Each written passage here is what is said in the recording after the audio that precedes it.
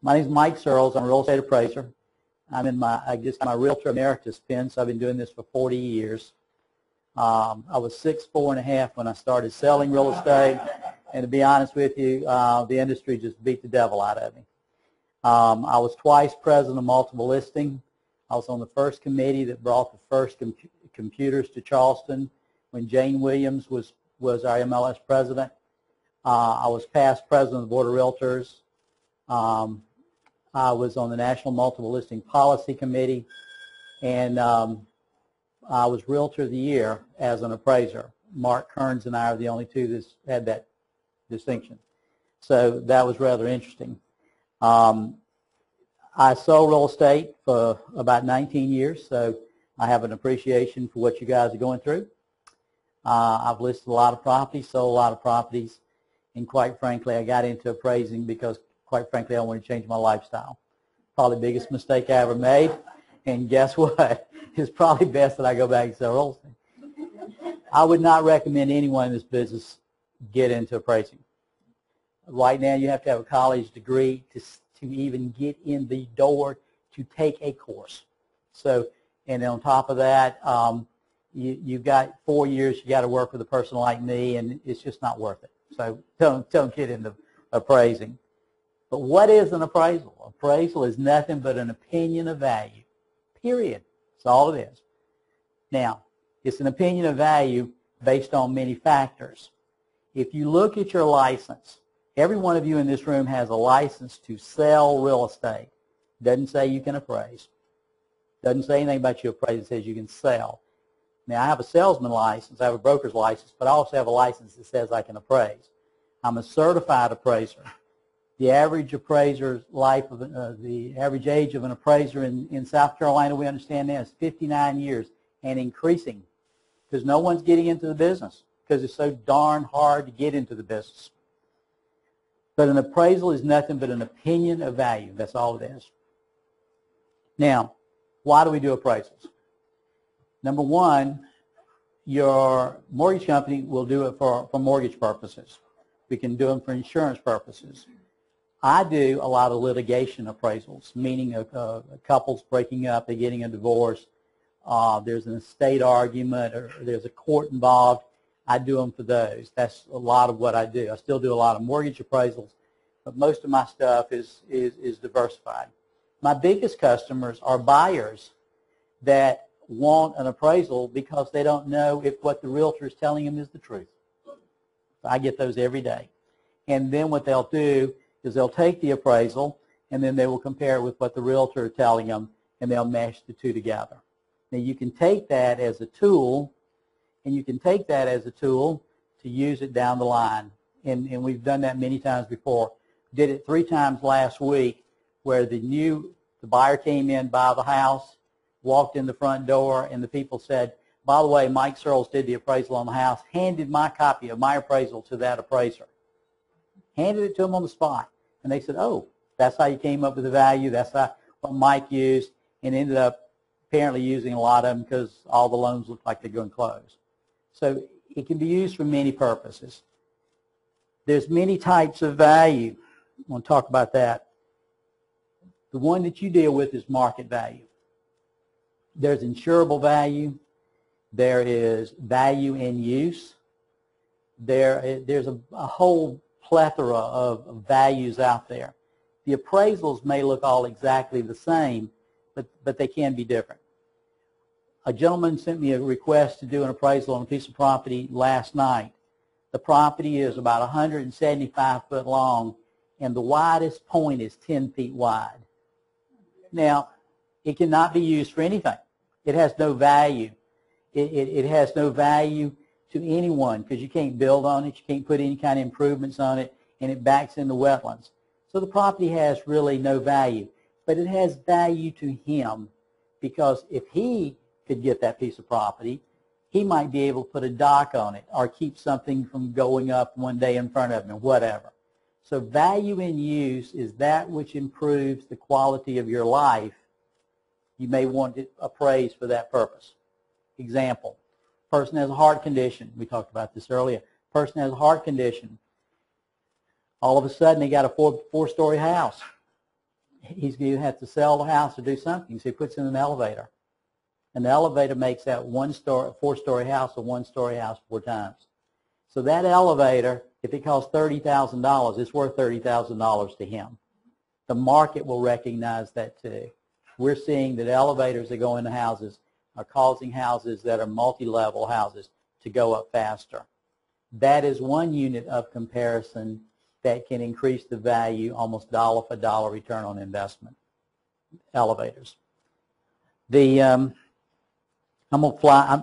I'm doing about a 90-hour educational program in about 45 minutes. So I'm skimming through a lot of this stuff very, very, very quickly, and then I want to get to some questions.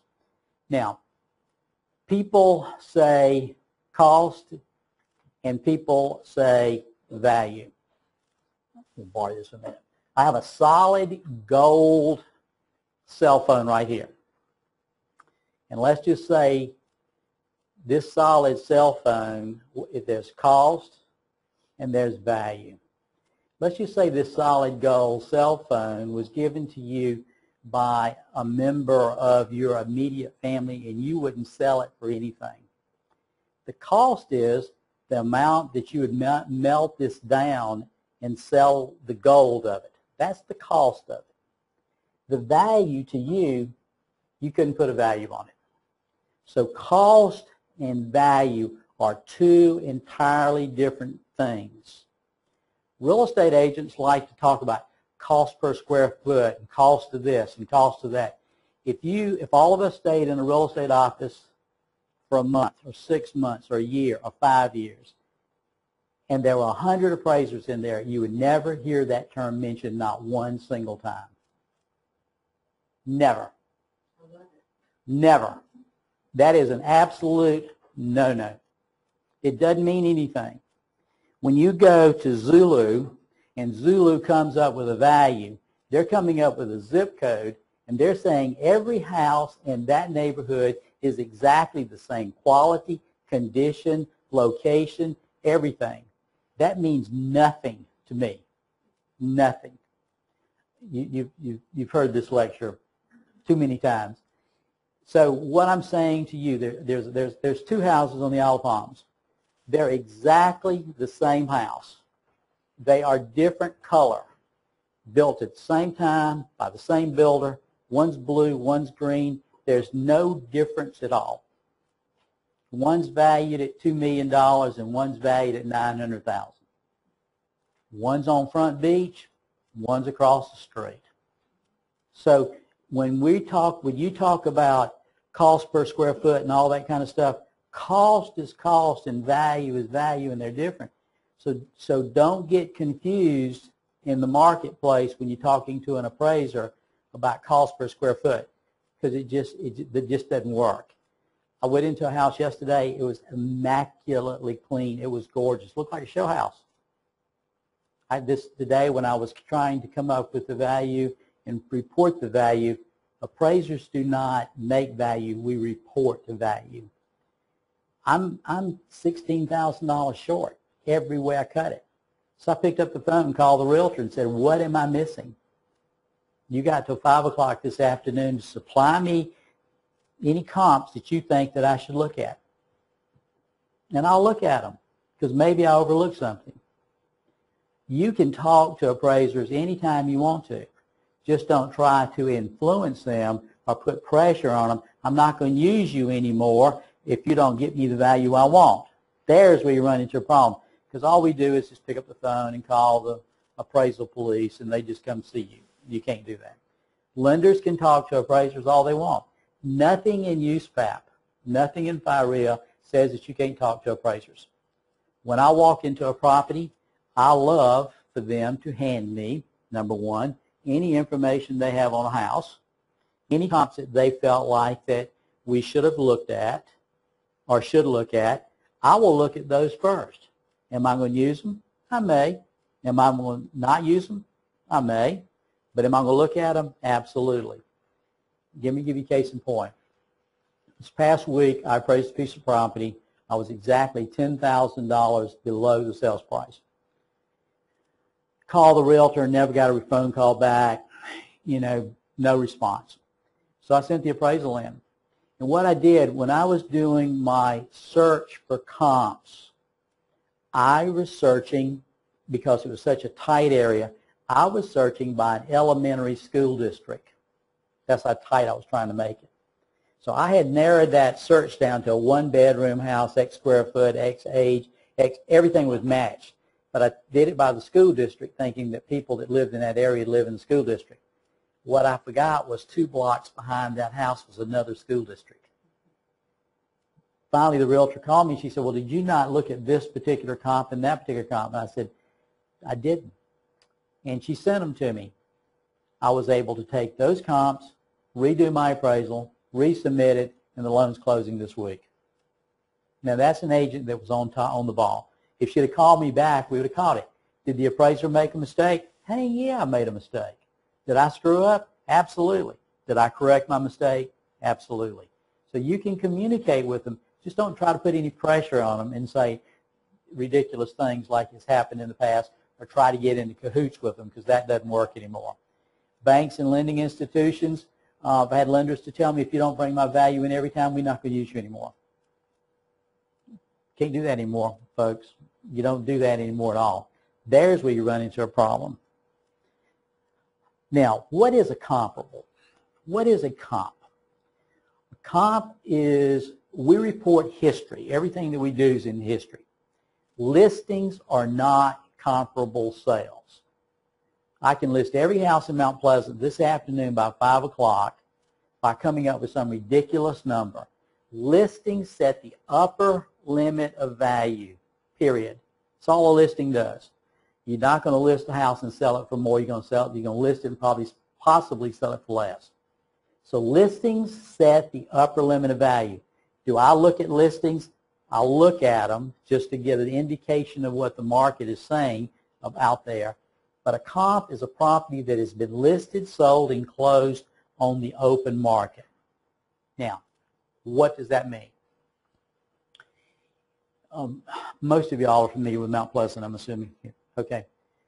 If I've got a property in Hobcaw Creek, I am not going to go to James Island to pull a comp. I am not going to go to Monk's Corner and pull a comp. I'm going to try, the rule says that there's sufficient number of sales within the subject subdivision, you're to use comps within that subdivision. Why?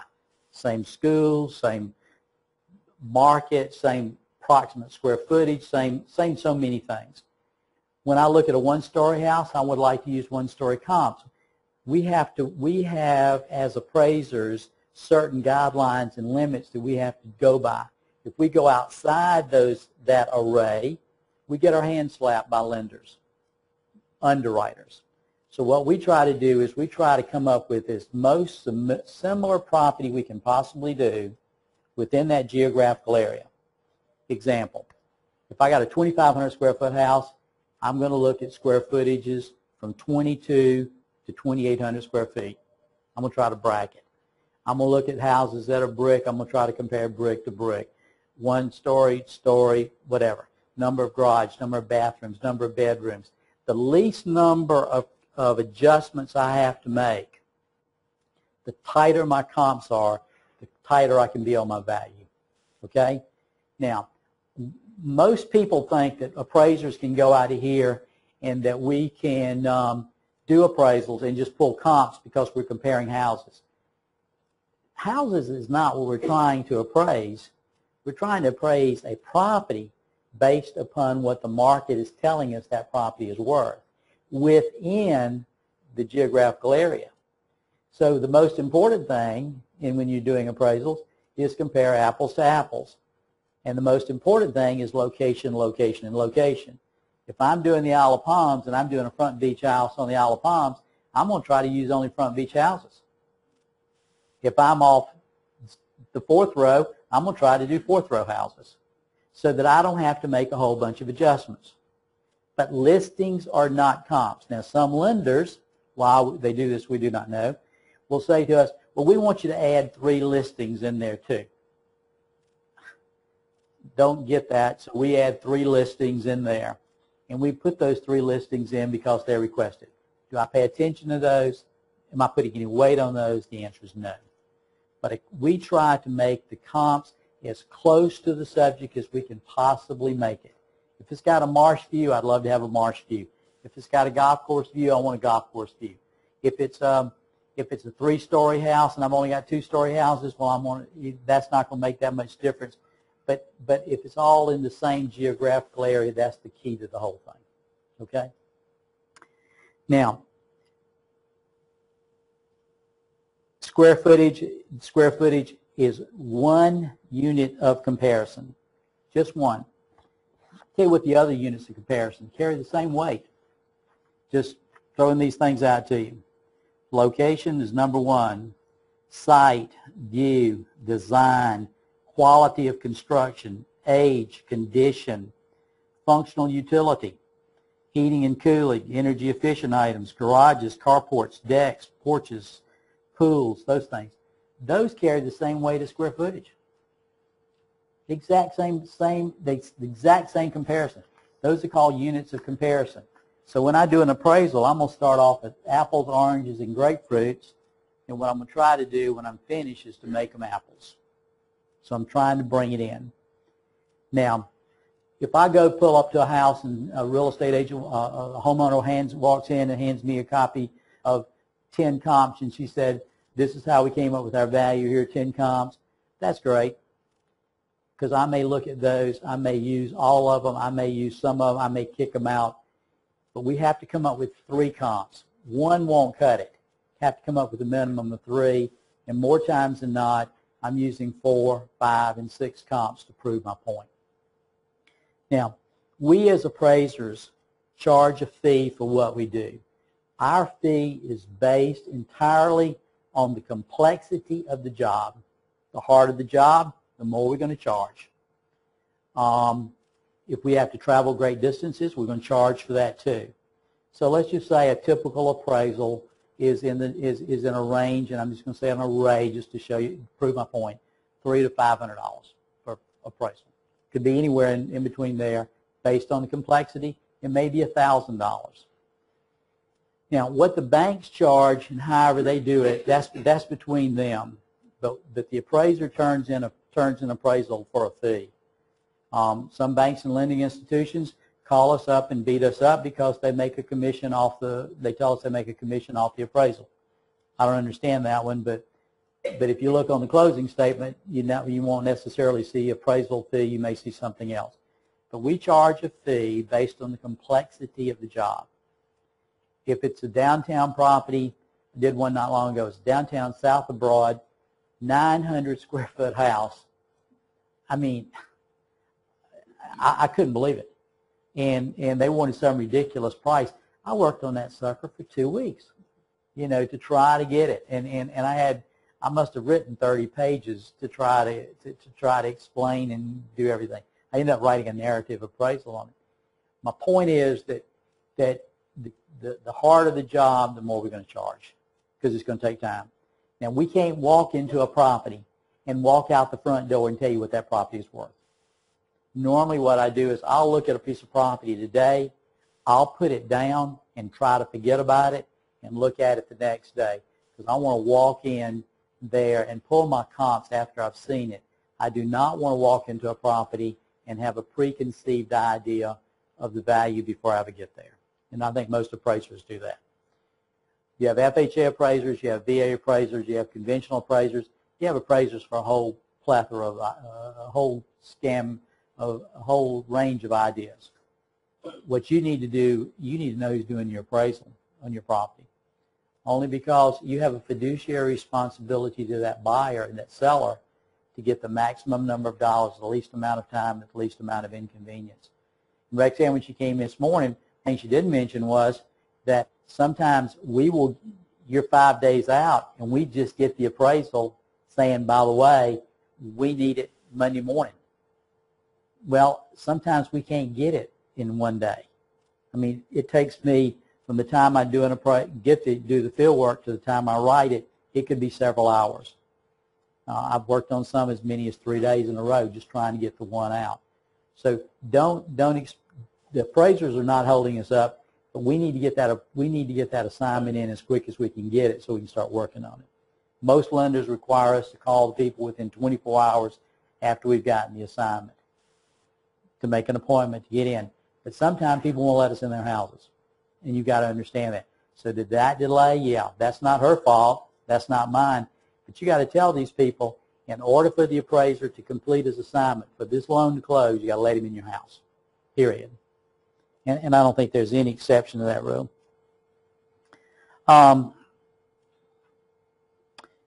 If we get an assignment, I got an assignment yesterday. It was a slam dunk. You know, I've had great comps. The house was immaculately clean. Went out the house on lot box. That was wonderful. Got in, did the field work. Go back, pulled up the comps. Bingo. 4 hours later, I'm sitting there with a finished product. Lender calls me and says to me, we need the appraisal today. Well, it's due today. Lenders do not understand. Most lenders out there right now are saying that appraisers are not supposed to take off on Saturdays and Sundays, that we have a 7-day-a-week job. So, you know, I had one lender tell me yesterday, we don't care if you went to a funeral, we need our assignment out there. So that's the kind of stuff that appraisers are going through right now, because if someone dies, and especially a member of your family, you expect to go to their family funeral. Lenders don't care about that. Some lenders don't. The good ones do. So what we try to do is we try to write them. We try to get them out as quick as we can, but we've got to meet certain guidelines once we do those things. And we have to carefully go through those guidelines to make sure that we meet the criteria. What can you give the appraiser? You can give the appraiser anything you want to. I had a realtor, I met him in a house downtown last week, handed me a copy of the survey, handed me a copy of the architectural drawing of the interior, exterior of the house, handed me a complete history of every property owner that ever lived in the house, a complete history of the property, of what had been done to the property in the last 5 years, handed me a list of the comparable properties that he thought were comparable to the property. He also handed me a list of houses that I shouldn't use with an explanation of why. He handed those to me. I said, thank you very much. Did that make my life simple? Absolutely. Did I use it? I used about 95% of it. And he sped up the process. Information from the tax records. We as appraisers use the tax records like you do. In the last 6 months, I've pretty well have gotten away from using a lot of the information in the multiple because it's not factually correct. And I've started going direct to the source, meaning the county tax office. And it seems their records are more accurate than MLS records right now on many things. But we are just like you. We pull up MLS all day long. We use it all day long. And it's a wonderful tool. But the best tool is when we can pick up the phone and call the realtor, and the realtor can tell us the actual condition of that property or the concessions. Under regulations, we're supposed to get a copy of the contract. Why do we have to get a copy of the contract? In the appraisal itself, there's a whole section in it. Explain the contract to us. What did you read? Tell us the information about it. Some realtors don't want to give us a copy of the contract. What did that do? That just slows up the process. We have some lenders that will not supply us a copy of the contract. They don't want to. So what does that do? That slows up the process.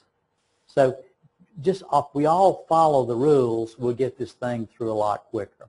Okay? When an appraiser calls you and asks for information, what he's trying to do is trying to help you. He's trying to get the information together. He's trying to get it so that he can complete the assignment so that you can have a closing. When we do not come up with value, it's not that we like that. It's just that we have to report it and we have to send it to an underwriter because we got someone out there, not a lender. We have an underwriter that's out there nitpicking everything that we look at to try to make it right so that they can make a loan, so that they can be protected, because our fiduciary is with the lender. Okay? Let's open it up for questions. Yes? Like if you are in a neighborhood and it's one of those neighborhoods, one built or built. Most of the houses are equal. Most of the finishes are equal. There's bigger and smaller houses, which are comps going back for the last 6 months, involving smaller properties. That's correct. Yours is maybe 500 square feet bigger. That's correct. And I know price per square foot is not the way you would do it, but that is the way we often come up with value. If they're all exactly the same. If they're very close, very similar. What if you go into a neighborhood and the neighborhood is sitting out there and all the comps are old, they're over 6 months old, and you have a house that's 500 square foot larger than anything else? What do? Because there are not sufficient number of sales within that, and you're not comparing apples to apples, you can go to competing neighborhoods in the same geographical area, and you can expand your scope. Now, the lender wants you to go not to exceed a 1 mile radius of your subject, okay? And he wants comps not to exceed 6 months. But that's a lender by lender thing. So if I'm up in Goose Creek and I'm going into a neighborhood and there's tons of those up there where all of a sudden there's a big house all of a sudden, and the builder feels that there's a market for that, he's going to build X number of houses, I'll pull one comp out of that neighborhood and I'll try to pull a comp from 3 different neighborhoods to compare so that I'm close in square footage. Now, the key to that is I got to make sure that the land value of my subject and the land value of those comps are close. The square footage can be almost identical, but I got to make sure that there's not a preferred rate for a preferred lot. You see what I mean? I got to make sure that the land value is very similar. Now, go ahead. I tend to use a percentage Okay. of the difference, and kind of what I was, 60% of the value of the difference is what I have kind of done, and it seems like it gets it very close to what it should be. The question was, I use a percentage, and my percentage is about 60%. Now, 60% of land value, or is that 60%? 60% of the square footage. If they're selling for $100 Okay. a square foot and 1,500 Yeah. square feet, this one's 2,000. I think 60% of it. Yeah. Well, I don't look at the square footage at all. Okay. So that's the cost per square foot just goes out the door. Now, I go back to where instead of using a percentage of the square footage, I would try to use that as one unit of comparison, which is a percent, because we're not going to say on my adjustments are not going to be $60 or $50 or $100 or $200. We've got to go into the market and figure out what that is and tack on a number. And that's going to be based on quality of construction, features in the house, and all kinds of the units of comparison I just said. But we start off with the land value. And if the land value is the same, then I won't make an adjustment. If the land value is different and the land values in that neighborhood are $10,000, I'll make a $10,000 adjustment. And then I go down to square footage after I work my way down, and I'll do a breakout on square footage. Good question. Good question. No, thank you. That helps me. Yeah. But remember, every unit of comparison is different. And every unit of comparison, condition of a house is critical to appraising. We go to a piece of property and the house, you walk up to the front door and the front door looks like crud, the inside of that house is going to look like crud. That house, the front, that's the first thing they see and the last thing they see. I can walk up to a house and almost tell you the condition of the property by the front door, because pride of ownership is going to be at that front door. That front door's got to tingle, because if that tingles, the house tingles. That house I went into yesterday, I think it had to be a model home, because no one could possibly live that neat and that clean. There was another question. Like at the beginning of your talk, I think I didn't hear you correct. I think I misheard you. I think what you meant was the sellers hire you. The sellers. Yeah. The sellers, people will call us and say, look, I'm getting ready to put my house on the market. I want to make sure I'm not leaving any money on the table. I want to make sure that my square footage and what I'm telling the realtor is correct. I want to make sure that we have a good basis to work from. And they will hire us, and we will go out and do the appraisal. So then we tell the people, and this is really critical, we tell the people, I have a fiduciary with you, the homeowner. My fiduciary is that I've got to follow what you tell me to do. And then what they will do, they will tell me, this is how we want you to handle it. and then we tell them that they can use it as a tool and explain it that way. But we do this, and we've done this with you. Fiduciary is in the Board of Realtors says is the absolute fiduciary, meaning that's my relationship with my client, that I have to follow their instructions and only they can tell me what I can and cannot do. I had a realtor call me yesterday and said, Mike, you did an appraisal for me 6 months ago on someone's house. Can you please send me a copy of the appraisal? And the answer was no. My client said that she only wanted me to supply that to her. Now, if she'll send me a letter giving me permission to release it, then I've got a copy, got a statement, then I won't have an ethics violation again. Remember when you did an appraisal for these crazy buyers and crazy sellers, and it was out kind of Knox Corner, and I remember you saying that you couldn't find any comps because it was such an unusual piece of property and it was on the water, and I remember you saying you drove for hours trying to. Well, the question was, I did an appraisal for them about a year ago, and the property was up in Pimlico, and it was on the water. It was a great house, just beautiful home, and they wanted me to appraise it from the standpoint of what I thought property was worth. Well, we're supposed to look at all the properties that we're using for comparison purposes. You have to look at them, and so what we do is we get in our car, and sometimes we have to keep looking until we can find comps that support what we're trying to do. And I did one the other day. I spent a little over 200 miles driving because it was up in Monk's Corner, and I drove over 200 miles riding neighborhoods to try to see if those comps matched up. And that's just part of the thing. Did I charge for that? Well, I had agreed on a price, so I had to stick with my price. But we have to do that. And so that's why our fees are based on the complexity and location. Our E&O insurance has gone up. All of our fees have gone up. Our gas has gone up. Insurance has gone up. E&O has gone up. Everything's gone up. So when I got in the business, we were charging $75 to $125 for appraisals. Well, if you look at where we are now, those fees they've doubled or tripled, but in relation to what we do sometimes, we don't make any money off appraisals. That's right. I mean, sometimes you spend the whole day in your car looking. Now, if we're lucky and we pick out the right comps to begin with, we can nail that. I just remember you saying you can't compare it to something in Rivertown. That's right. Okay, the question was, if I'm doing a property in Pimlico, I can't compare that to a property in Rivertown, because buyers that are buying properties may want to live in a geographical area. And if they want to live in that geographical area, I want my comps to come from a geographical area.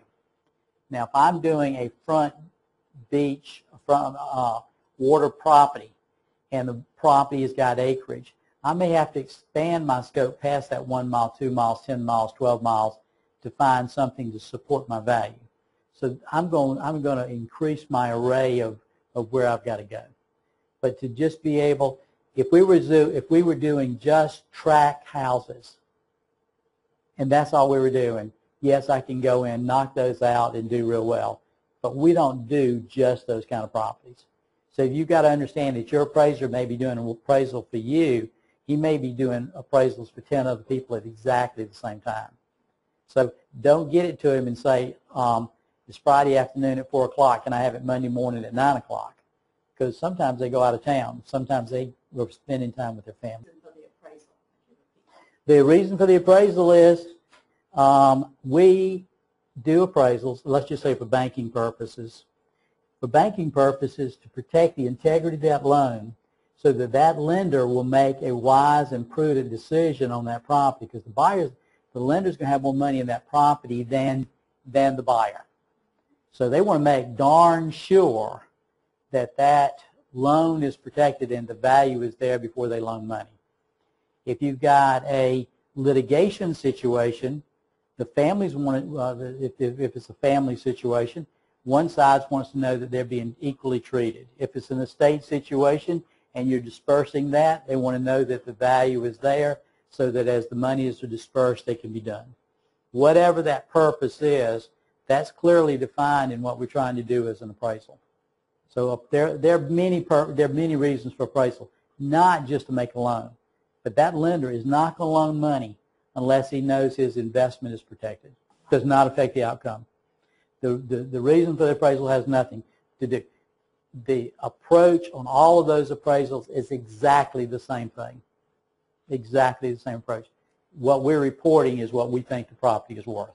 Yes? If that's true, then why do so many lenders not accept appraisals that were done prior to listing the property just at the value, especially if it goes to contract really quickly after that?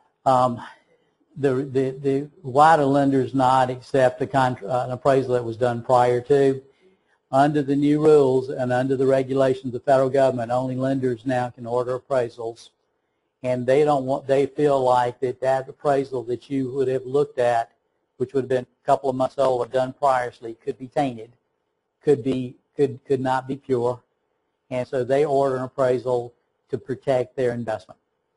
If I did appraisal today for BB&T and I did the appraisal for you, and 6 months from now you walked into BB&T with that same appraisal, BB&T is going to look at me and say, sorry, we can't use it. Although Mike's on the approved list, we have to order a new appraisal. That's just a federal government regulation. And that's true no matter how much time elapses? It could be 1 hour. Remember, an appraisal is only good for 1 day, folks. Appraisal legally is only good for 1 day. It's good for the day of that inspection. Because on September 21st, 1989, when Hurricane blew through here, every property in this town changed. So a house could burn down, a house could blow up, a house could be removed. So technically, the appraisal is good for the day of the inspection, because what happens to it the next day could change. Mike, when you go out and physically look at the house, do you get out and walk the property? No, I have no. Okay, the question was, when I go out and look at the comps, do I go and look at the property? The answer is no, because I can get arrested for trespassing. Technically, I can pull up in the front of the house, and I'll put exterior inspection only. Then, if it's a listing, I will go into MLS and I will pull up your videos of your properties and look at it from there. Or I'll call the realtor and get the information. I try to get information about each property, but we do not have permission to go around people's properties. We can stand in the street. I had a guy to pull a gun on me one time and said, you can do anything you want to, but you got to be done in the street. And I said, yes, sir, no problem. I mean, can you imagine me being shot? You'd only have to use a half of a bullet.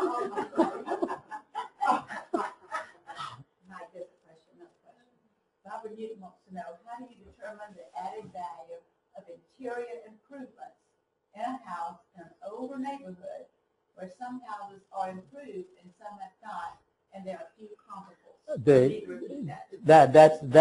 That's a wonderful question. How do you take an old house that's been improved, and how do you compare that with houses that have not been improved? And I don't give a rip how you cut it, folks. Might as well call it like it is. That's called a swag, a stupid, wild-ass guess. Okay? You got to get you're trying to take apples, oranges, and grapefruits, and you're trying to bring them together. So quite frankly, you've got to go on the best information you've got. And how do you put a number on that? That's one of those swag type things. Remember, appraising is an opinion of value. It's not a scientific situation. And I don't give a rip how you cut it. There's lots of errors, lots of rooms for judgment. Okay.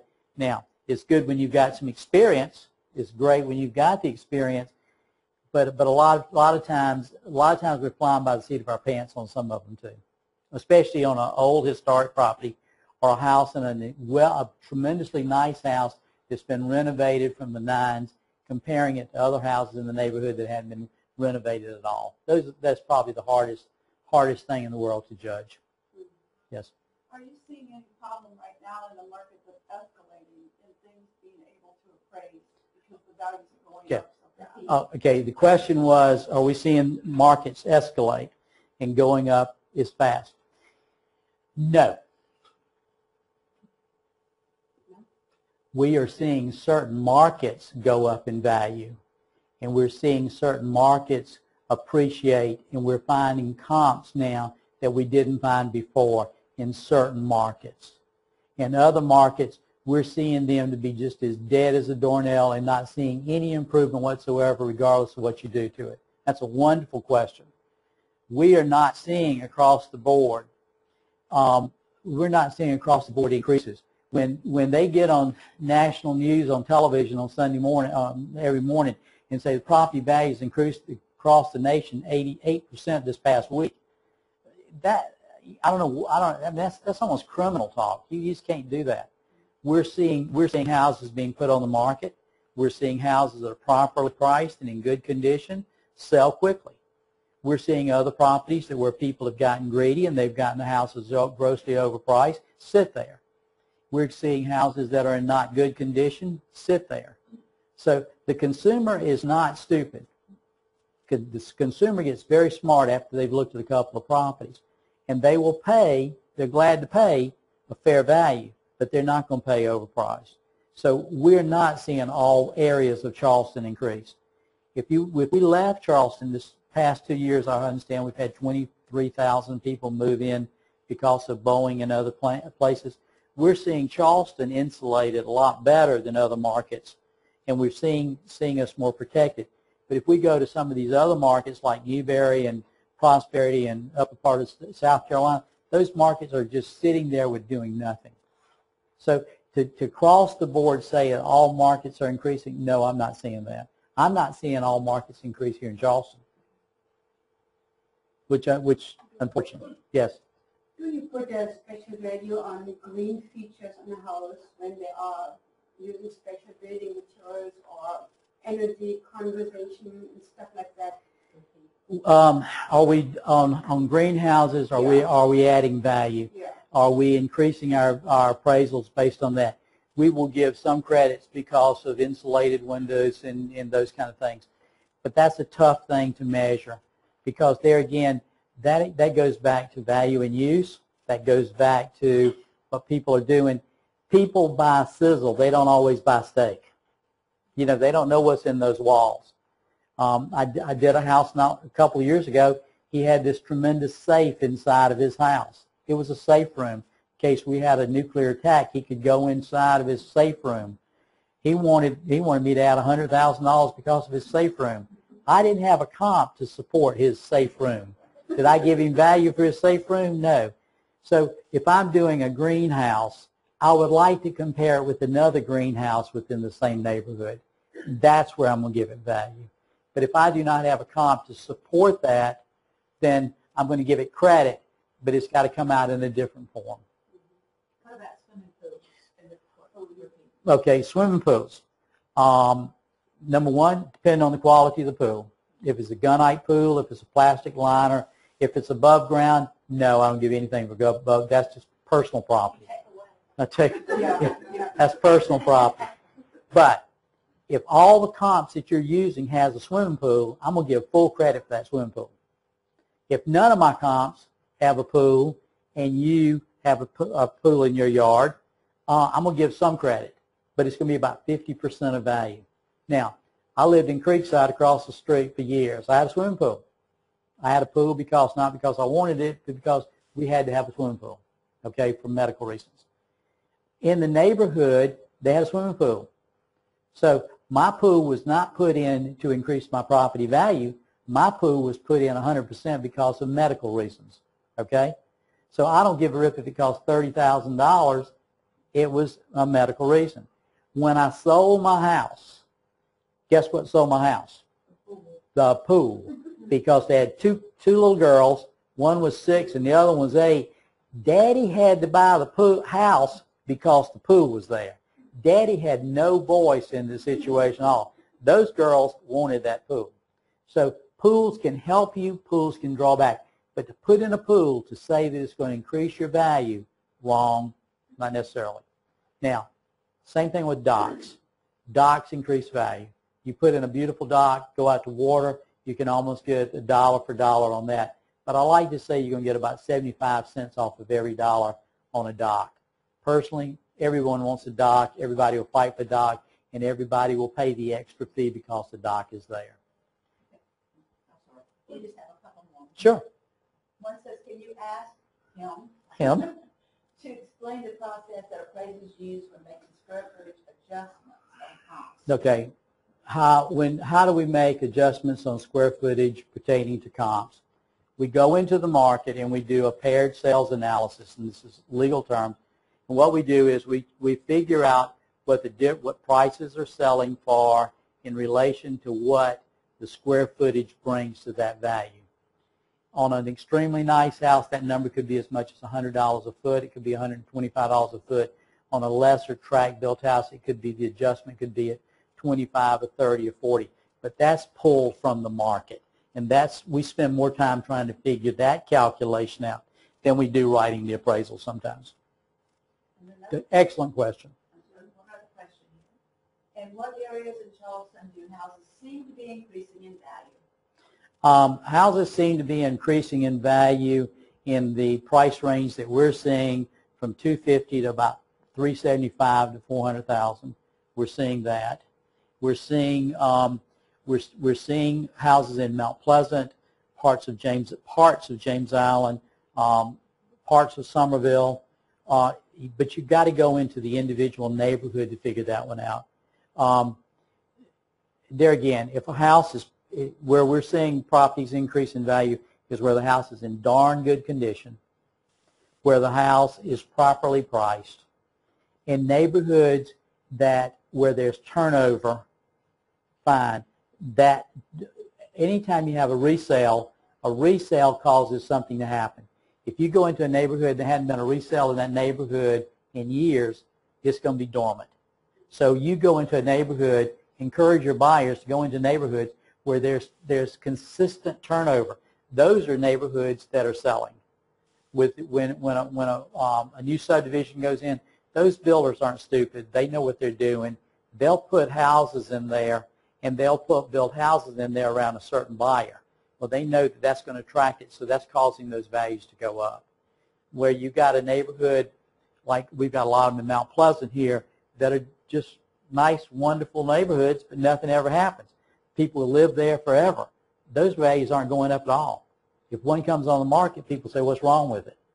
But if you've got a neighborhood where you've got a change in, well, Creekside's a perfect example. Property values in Creekside, I think, are going up because Creekside has always had a good turn because of location, location, location, and location. Okay.